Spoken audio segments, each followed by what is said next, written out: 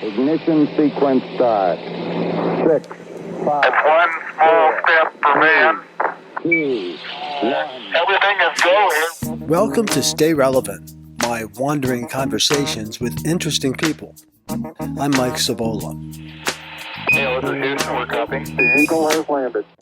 With me today is actor, singer, and writer Gia Mora. Welcome, Gia. Hi, great to be here. You and I worked together on a few government industrials, I guess we'll call them here, in the DC area. Gia has since moved to Los Angeles, the Wicked City. How do you like it out there, by the way?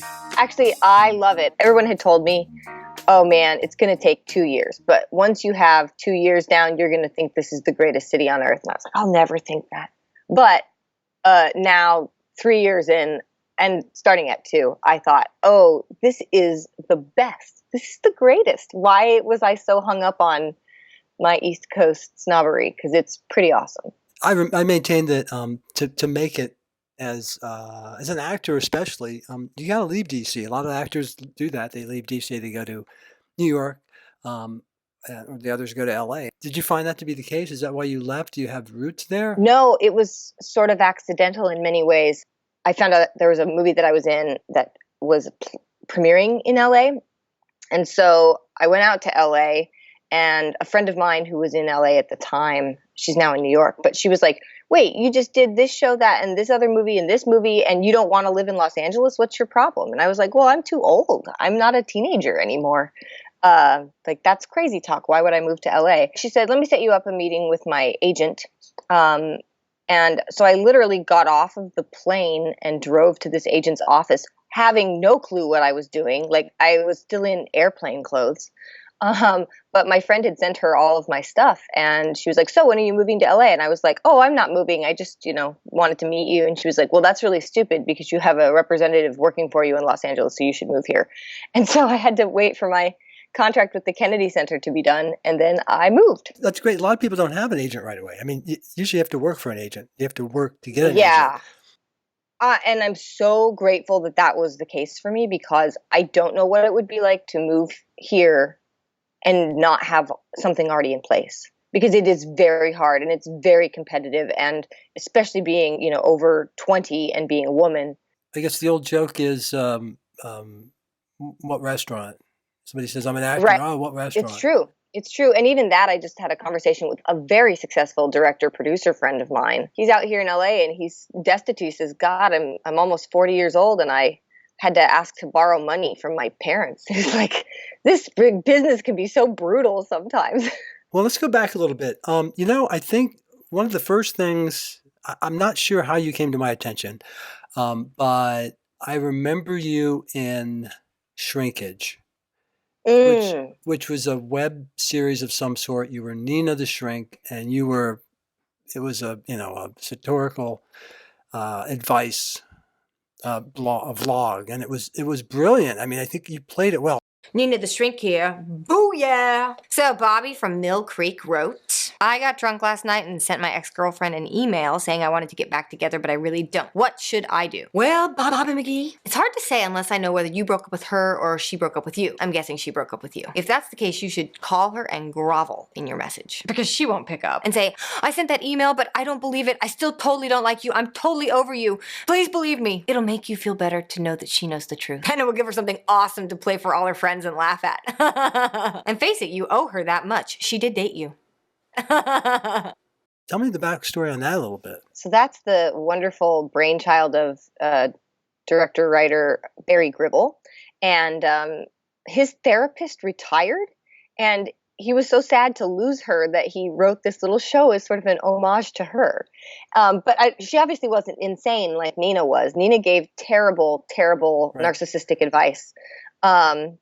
But she was so fun. And, that was still that was a long time ago. That was like baby internet age, where not everybody had a web series. But he came to me and he's like, I've got this idea. What do you think? And so we did just a few episodes of it, and it was super fun. But then Barry moved to LA, so we weren't shooting Nina anymore. And now, geez, to produce a web series, it's like you got to have a huge budget because you're competing with half-hour TV. Yeah, it's crazy. It's crazy because now a lot of things go direct to web. Now you have a background in theater, and screenwriting and playwriting. I see you were honors. You had honors in screenwriting and playwriting in college, and you graduated at age 19. Is that true from college? Yes, that is true. So you're like really really smart and you have a big brain. I like to say, and it's true, I just get bored easily. I don't like to do the same thing again and again, which also makes LA great because every day is a new adventure of crazy. My life was a lot more predictable when I was doing theater because you had 8 shows a week and you knew what you were doing on Monday, Tuesday, Wednesday, Thursday, Friday, Saturday, Sunday. But this is very different out here. So in that sense, it fits my life even better than theater did. Mhm. And have you always wanted to be an actor? A performer of some sort, yeah. I mean, I've been singing since I was 3, and I started dancing when I was 5, and I think I was acting by 6 or 7. So yeah, I've been doing it forever. Let's talk about your singing and acting. You do this thing now called Einstein's Girl, which you wrote and you produced. All right, so let's see if I can remember all this too. The key to the origin of mass, they supposed, was the boson they hoped would be found by hard-working scientists who rarely reposed. Now I need to pause here and say that when I spoke with Daniel Whiteson at UC Irvine, who's on the Atlas team over there in CERN, he said that that's not actually true, that there's a 2-month lull in August when the French go out of town because they're really lazy and they always take a summer vacation. Anyway, by hard-working scientists who rarely reposed and who constantly rushed round and round. It's going great. We just had a sold-out performance here at Malibu Playhouse.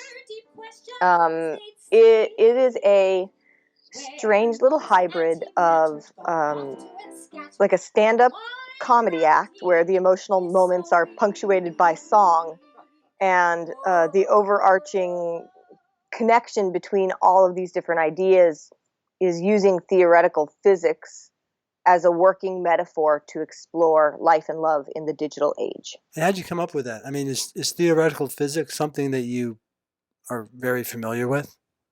It's just a hobby. I like to say in the game of theoretical physics, I'm just a fantasy league player. So I follow it pretty intensely, but I don't participate in it. They're my heroes for sure. The idea came to me because I was driving in LA, as you do all the time, and I was listening to Science Friday on NPR. And Lawrence Krauss, who's a professor at University of Arizona, was talking about his book, A Universe from Nothing. And he was talking about how, universes could spark out of these supposed vacuums. They could just appear and then disappear and appear and disappear. And in that moment, driving at, 1:30 in the morning, I thought, oh, that's kind of like a love affair, that it kind of sparks up and then maybe it fizzles out, and maybe it doesn't fizzle out, but maybe it becomes a universe and maybe it doesn't. And that got me thinking about something that I'd already been kind of toying around with, which is, what is it like? It's so distinctly different, and this is not sort of fresh territory, but it's very different to be unmarried now than it was even 20 years ago. And I had been thinking about that because I was reading a bunch of pieces because I was living alone for the first time, didn't have roommates or anything. And I was reading about, this thing that we live alone as a species more than ever in human history, right at a time when we've got cell phones and Skype and the internet and everything at our fingertips, and yet we're completely disconnected. And so between this idea of disconnection in the most connected era of humanity and these universes coming in and out of existence, I saw this show sort of coming together. And then my next job was to find music that would somehow speak to all of that. And so some of it I found and a lot of it I wrote. Charlie Burnett's kind of your partner on this. He's behind you on the piano. Yes. By day, he's a film composer, Yes. a very accomplished film composer. Is that correct? Yes. He's a film composer by day. Mm-hmm. And how often do you work with Charlie? As often as I possibly can. I love Charlie so much. In fact, we have a new show that we're working on, so we were emailing back and forth this morning about the demo reel that I just cut. So Charlie is a fantastic pianist, guitarist, and composer, an extraordinaire. He scores for a lot of films. He is like the documentary film score king, so he's amazing. And that's what's so great about doing my show with him, is that I can be telling either jokes or stories or talking about new science. And he's never heard me talk about it before because, we don't live in the same coast anymore. So a lot of times I'll write new material and he's never heard it except for when I'm doing it on stage. But he scores it live.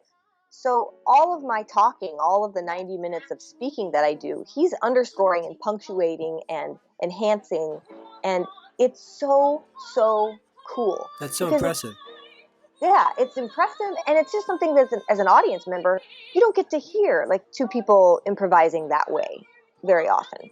I have never done it without him, and I don't plan on ever doing it without him. He's the second character in the show, even though we say it's a one-woman show.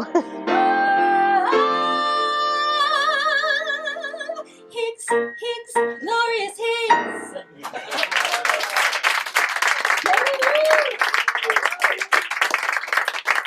Thank you so much. And please give an extra hand to Charlie because we have literally not played that song since we were last in New York in April. Music is very, I don't know, key to any video production or television production, especially documentaries. And if you It is. documentaries, I mean, it's another character. Oh, yeah. Music and sound design, and if you can do that, I can only imagine that it does add a tremendous dimension to your live show. Somebody like him on it. Absolutely. Tell me a little bit about how is it balancing acting and doing your musical thing? How do you divide your time that way? Is it easy to do? Is it that one of the benefits of having your agent? It's a very good question, and I think a lot of people have difficulty managing that kind of time. For whatever reason, that's a stupid human skill that I'm good at. I don't know why. I have a lot of self-discipline, and I always have. I don't have an issue usually delegating out my time, and I'm also one of these weird people who works extremely well under pressure. Like, I do great with deadlines. If I have 20 minutes to do 35 things, I will do 40. If I have an entire day to do 2 things, I will have done -2 things. There's a lot of acting work that I can't directly solicit myself because being in a major market like LA and New York, for film and television anyway, it's very much in the hands of agents and managers and casting directors. And you can do your best as an actor to create relationships with those people, to take their workshops, to market to them, to meet them in social settings. All of those things are true. But in many cases, that's where a lot of the primary possibility for auditions happens. And if you're super connected and you're really smart, you are also working it on like the director producer level where you're trying to meet other people. And, once you're here long enough, people start to know you. And so sometimes you get calls because you've worked with someone before, just like anywhere else, right? It's a game of who you know. For new projects, I am very reliant on my representation to be soliciting auditions for me. But people that I've worked with before often call, and that's how a lot of work happens. And then friends that I know call, and that's how work happens. So that's sort of the acting side of it, separate from any kind of work that I would be creating myself, like if I were to start a web series or if I were to write a short film or something. Yeah, and then your for spare time. Right. Yeah, for sure. And then for the music part of it, I feel more alive than ever when I'm on stage singing. And I love acting, and it's absolutely my passion. When I'm standing on stage and I'm singing, I know there's a reason why I exist. So getting me to do anything music related is not difficult. I'm like an organ grinder monkey. They're like, will you play for a quarter? And I'm like, yes, I'll play for a quarter. So you've been on True Detective, the good one, the first season, right? No, I'm sorry to burst your bubble. I was What? not on the good season. I was on the I second. thought it was the first season. Okay. I know. I misread that. I put that caveat. I'm like, oh my God, you did True Detective. No, not the good one. Not the good one. Well, you've still done True Detective. You've also done Castle with John Huerta, Yep. right? Yeah. So those are pretty high profile. You did a couple of commercials that we've seen here. The Mucinex commercial comes to mind. I mean, what do you feel like you're making it? It sounds like you've made some inroads and you're doing some good stuff. Are there those seem like different things, commercials versus series television, kind of different animals. Do you like one over the other, or does it matter to you? I think they're all acting. I think that's so great. I mean, my focus is really comedy TV, so it's funny. Like the two biggest credits that I have are these TV dramas. Um, oh, that's not true because I had a recurring guest star on Impress Me, which was a comedy. But uh, uh, doing commercials for the most part now, because commercials are so high end, and because so many directors of commercials are big name film and television directors, doing commercials is like doing comedy TV for the Wow. most part. Wow. Um, and they require the same set of skills, in that they're looking for people who are excellent improvisers, people who are interesting in and of themselves, and that they can generate something out of very little. Like the direction will be like, walk up to this table, pick up this straw, put it in the cup, and take a sip. Well, we all know that your children can do that, but can you do it and be interesting enough to like sell Pepsi? Yeah. That's a different question. So yeah, and I also perform a lot of improv here in LA. So my improv work does play into the commercial land for sure.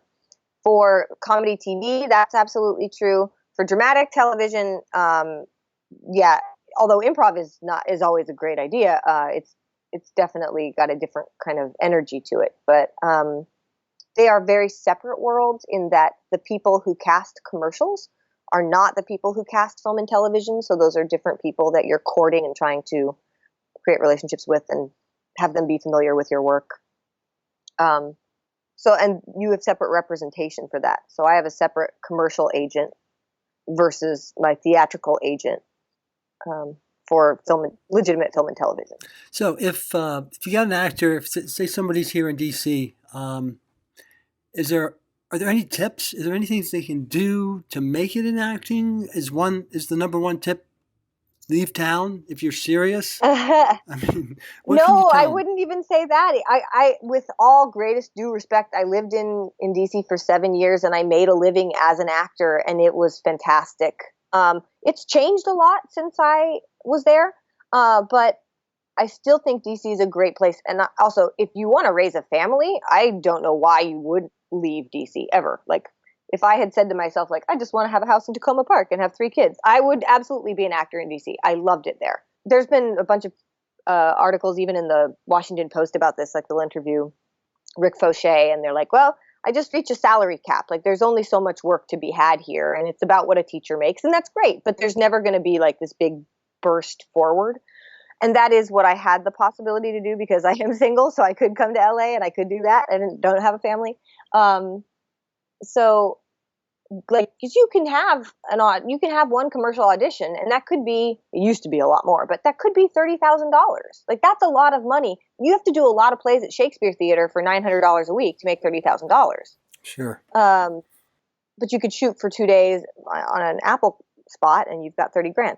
Like, that was so glad I had a couple of those big commercials, because they've been this sort of buffer zone that kind of fund my other acting habits. So my advice about, I don't know, I would never tell anybody not to leave wherever you are. But So what if you would think you what want would to you try say? Los Angeles, I'm sorry. So yeah, what would you tell them? if you think you are interested at all in Los Angeles, I say move here yesterday. That would be my first tip. If you're Okay. interested, you have to just be here, and you have to be on the ground, and you have to be out there for a while to see what it's like, and see if this kind of thing, because it requires a lot of self-discipline, see if that works for you. And so if you want to do it, move now, move yesterday, move as quickly as is humanly possible, because it's a city that loves young people. And so that's good. Thanks. So get I'll out be here. Try okay. it. So I'll be staying in DC. Yes, but it's a great place to live. Are you kidding me? Lonely Planet voted it like the best city to visit in 2015. Like, there's so many restaurants, there's great theater, we've got all kinds of cool, interesting writers like yourself who are working in different fields and disciplines. I love it. I have a huge soft spot for DC. So what's your number 2 tip? Number 2 is find a community that speaks to you. Very good. Yes, I agree. Yeah. There's so many different kinds of communities that are out here. They're harder to find because we live in our cars, so you're not like overhearing people's conversations on the train. But you can get in with a terrible, terrible crowd of people, and I've seen them here, I've been at their parties, and I have no interest in being with those people. But there are amazing people out here, and when you steer yourself toward them, you feel so supported and so welcomed, and it makes the insanity of the work itself feel so much more sane because there's other people that you love and trust around you. Sort of a support system of some sort. Mm-hmm. Yeah. Absolutely. In whatever it is you're interested in. Is it like hiking? Is it rock climbing? Is it kayaking? Is it science? Is it I don't name a subculture, and there is an active one here. Do you love, modern art? Great. There's a million modern artists here. Like, go find those people. Good. And do you have what's the third tip? Take advantage of the beautiful climate. Ah, it is nice there year round, I'm thinking. It's gorgeous. I mean, here it is. It's March and it's 80 degrees outside. I have a spinal fracture right now, so I'm not allowed to hike. But wait, when my you're back is letting better, you're letting a broken back stop you from hiking? I know, terrible, right? The theme I'm sensing here is have a well-rounded life. Absolutely. Not just acting. Just you got to do other things, and you need to plan. You need to feed the rest of your soul. It sounds Sure, like. because as an actor, the worst thing you could possibly do is just isolate yourself and only think about, like, oh, I'm only going to read scripts. Well, those characters aren't only reading scripts. Those characters have lives, they have interests, they have friends. And the more people that you know, the more fodder you have for creating a character. When you're like, oh, this character needs something. Oh, what about that guy that I met or I saw on the street who did X, Y, and Z? And all of a sudden you get to incorporate all of that. It's a great city for people watching because it's super diverse. You've got all kinds of people coming from all over the world, and you get to include that in your work and bring that to the depth of characters that you play. Why wouldn't you take advantage of that and live your life fully so that you can be a better artist? Gia, thank you so much. Thank you so much for coming on. We really appreciate it, and it's great to talk to you again. Mike, it was lovely to speak to you too. Her website is giamora.com. That's giamora.com. Thanks again to actor, singer, writer Gia Mora. The podcast is Stay Relevant, wandering conversations with interesting people. Original music by Popmark Media on the web at popmarkmedia.com. See and hear more on my website at mikesabola.com. Until next time, try and stay relevant.